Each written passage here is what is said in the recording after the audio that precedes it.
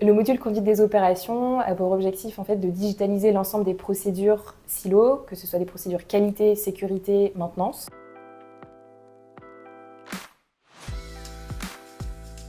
Bonjour, je m'appelle Charlotte, je suis Account Manager depuis 2 ans chez Javelot.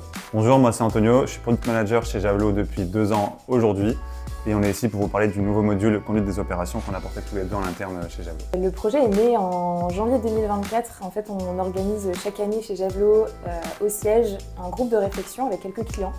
Et c'est l'occasion pour nous d'avoir des retours clients sur leurs besoins, leurs attentes, potentiellement des axes d'amélioration. Ce besoin commun est ressorti à ce moment-là, pendant cette journée.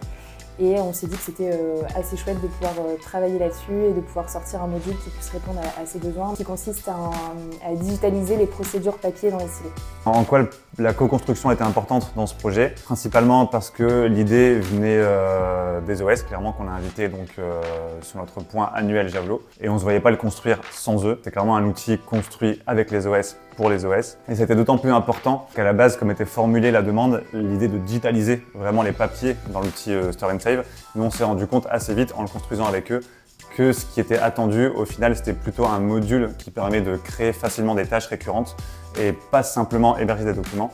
Donc on a assez vite pu recentrer l'objectif de l'outil grâce à la co-construction. Les attentes des clients sur ce module, premièrement, ça va être d'homogénéiser toutes les procédures au sein d'un organisme stockeur, donc que chaque silo ait la même manière de faire et de processer. La seconde chose, selon moi, ça va être de centraliser toutes les procédures au sein d'une seule et même plateforme, de ne pas multiplier le nombre d'outils. Et enfin, la dernière attente, je pense, de nos clients, c'était de pouvoir améliorer la communication entre les responsables et les équipes terrain pour fluidifier toutes les interactions.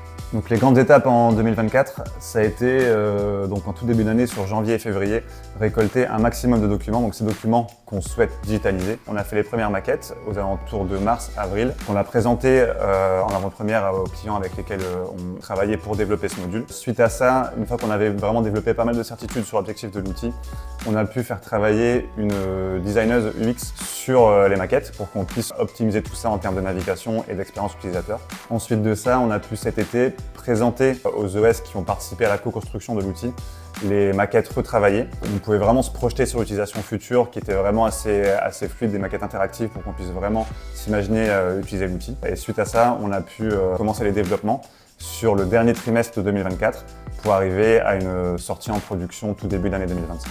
En ce début 2025, on a déjà plusieurs clients qui utilisent ce nouveau module. Et pour nous, c'est super riche, ça nous permettra de récolter des retours, des feedbacks en conditions réelles qui nous permettront de faire évoluer l'outil dans la bonne direction. Le module conduite des opérations a pour objectif de digitaliser l'ensemble des procédures silos, que ce soit des procédures qualité, sécurité, maintenance, de les centraliser dans une seule et même plateforme, la plateforme actuelle Javelot, Store and Save, et de diffuser les contrôles aux bonnes équipes au bon moment. Ça permet tout simplement d'améliorer tout ce qui est traçabilité, conformité et de répondre tout simplement aux exigences réglementaires. Bonne nouvelle, la commercialisation est lancée, donc si vous voulez une démo, n'hésitez pas à nous solliciter, ce sera avec grand plaisir.